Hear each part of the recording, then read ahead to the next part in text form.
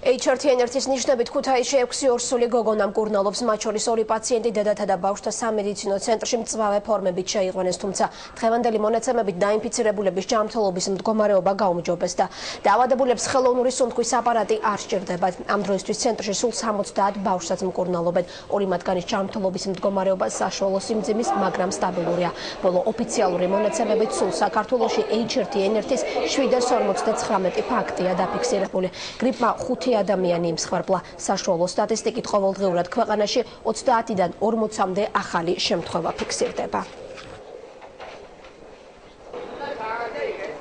ვიწერს 6 ორსული სულ, აქედან 4 ორსული წერს ორსულთა პათოლოგიის პალატებში, ანუ განყოფილებაში, 2 ორსული გვიწერს ქალთა კრიტიკული მდგომარეობის განყოფილებაში.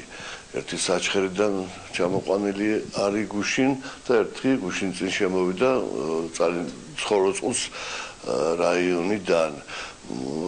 ამ ცხოროწყუს შემთხვევა ძალიან მძიმე იყო შემოსვლისას, მაგრამ დინამიკაში მდგომარეობა უკეთესია, მკურნალობას ექვემდებარება. ზუგდიდის წმინდა ლუკას სახელობის ჰოსპიტალში მოთავსებული დედაშვილი კი თავს კარგად გრძნობს. HRT-1 დაავადებული ფეხმძიმე ქალბატონი ექიმებმა ნაადრევი საკეისრო კვეთით გადაარჩინეს. ოპერაცია ფეხმძიმობიდან 35 კვირას ჩატარდა, რითაც ორსულ ანჟელა კეჟიასა და ახალშობილს მიან გინეკოლოგებმა სიცოცხლე შეუნარჩუნეს. დედა ახალშობილ ბარბარესთან ერთად რეანიმაციულ განყოფილებაში რჩება. მათ სიცოცხლეს საფრთხე აღარ ემუქრება. ჩვენ არჩევანი არ გვქონდა. არსებობდა იმის საშიშროება, რომ გრიპს დედაშვილი ემსხვერპლა. სწორედ ამიტომ ოპერაცია გაუდგევარების საშუალებით მინიმალურ დროში წარმატებით ჩატარდა. შემოვიდა გუშინ ორსული 34-36 კვირის.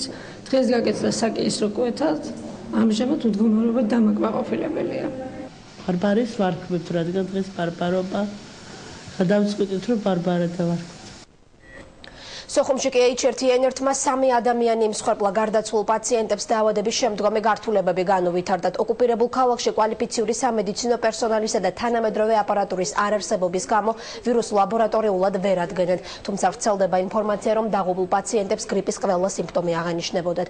აფხაზური საინფორმაციო წყაროების ცნობით სოხუმის საავადმყოფოებში HRT-1-ის გართულებული ნიშნებით 60-ზე მეტი ადამიანია შეყვანილი. სულ კი ადგილობრივ კლინიკაში გრიპით დაინფიცირებული 1350 პაციენტი მკურნალობს. ეპიდემიის ღვარზეა გალის რაიონიც.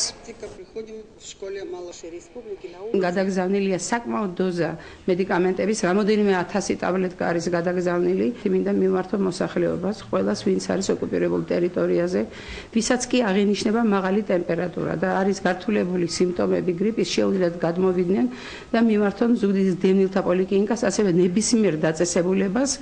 უნდა გადავდოთ ამბიციები და უნდა გავაკეთოთ ყველაფერი გაერთიანილი ძალებით ერთად იმისათვის, რომ არ მივიღოთ რაღაც ფატალური შედეგები და ეს არის მოსალოდნელი.